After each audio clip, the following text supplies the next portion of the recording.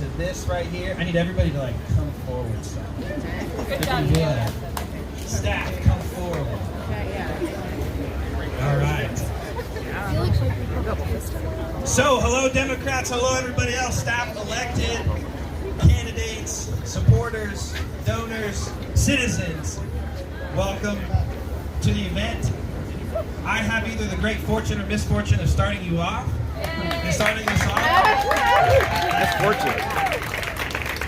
And before I introduce myself, I would like all of the staff in the house.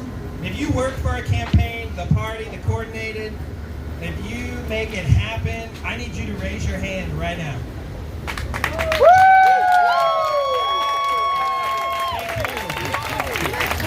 Thank you everybody for making this work. Okay, my name is Taylor Sappington. Can you hear me in the back? Okay. My name is Taylor Sappington, and I'm proud to say I'm going to be your next state auditor.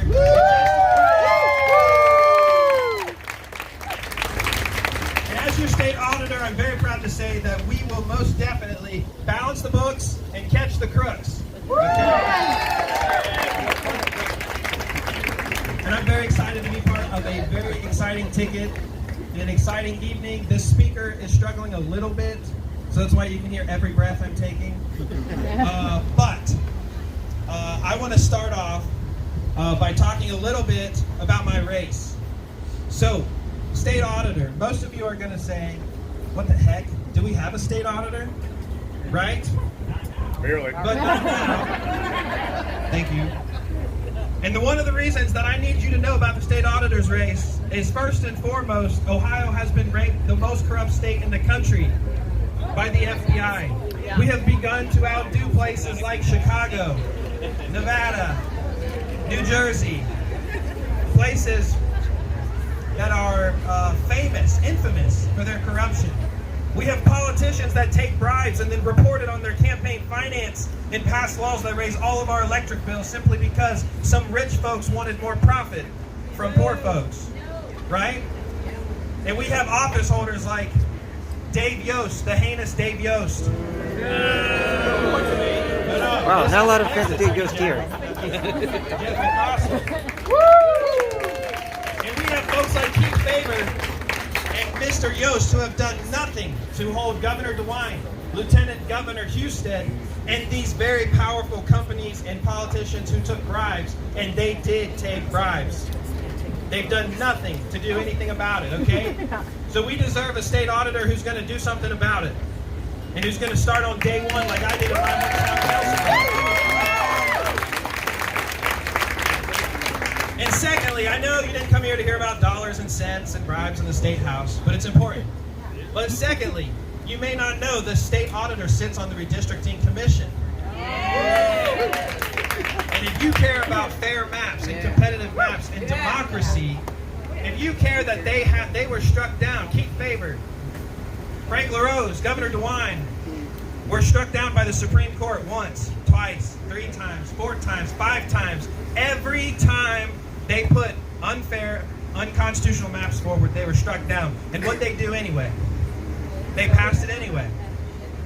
They're lawless. They're chaotic. Quite frankly, the Republicans running Ohio are kind of messy. They're kind of messy.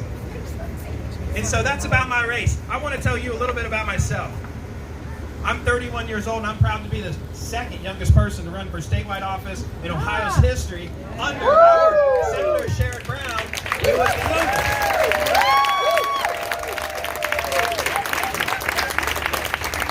And I am exceptionally proud to be the first openly gay statewide candidate in the Buckeye State's history.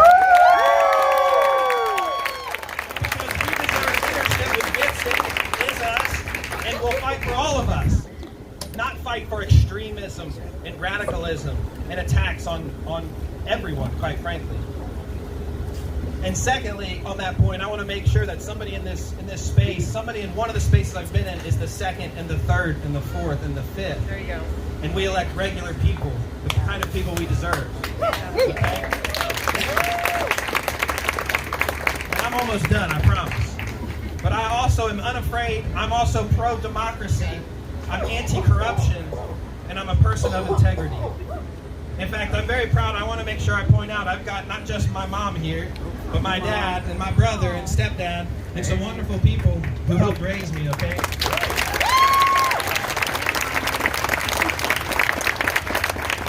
When we were being raised in a yellow trailer on a hillside, gravel road, Nelsonville, Ohio, clear-cut hillside, my brother and I, who can vouch for me now, I say this all the time across the state, but I've got witnesses now.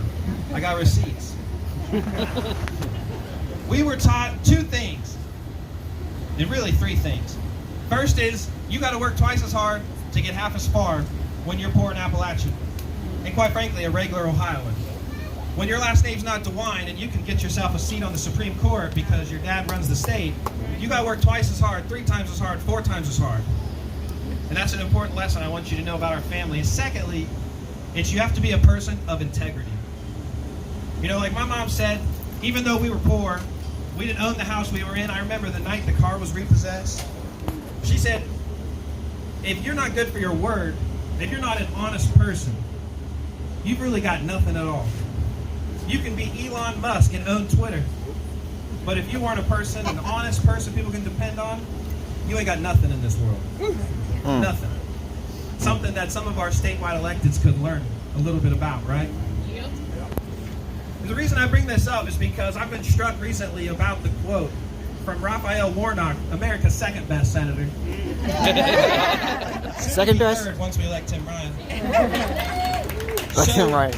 Raphael Warnock says that when you go in to vote, you are casting a silent prayer for the future you want, the future you need, the future we deserve. The reason I bring this up is because it made me think about people all over Ohio. Trans kids in schools who say silent prayer before they go out in the morning.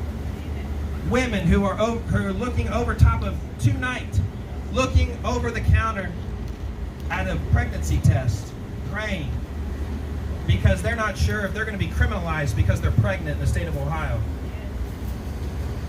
Parents who are praying when their kids go to school, hoping there's not a gun in the school today. Teachers, like the teacher in my video, when I started this campaign, whose son is joining us today, who just hope a kid doesn't bring a gun to school today. There's people all over this state praying to just make sure their lights are on tomorrow.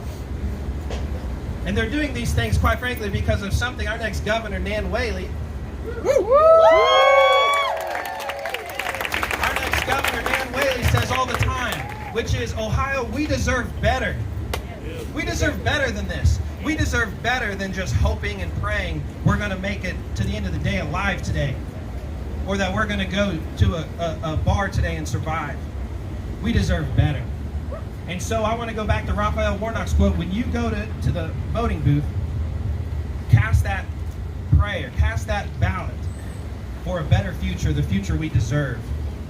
And the second half of his quote, which is really the better part, is, isn't it so much better when we pray together?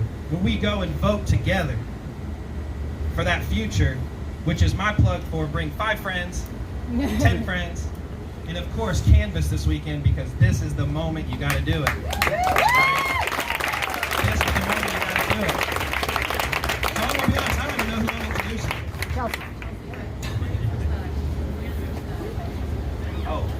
Oh, they got a new mic for everybody else, guys. Wow.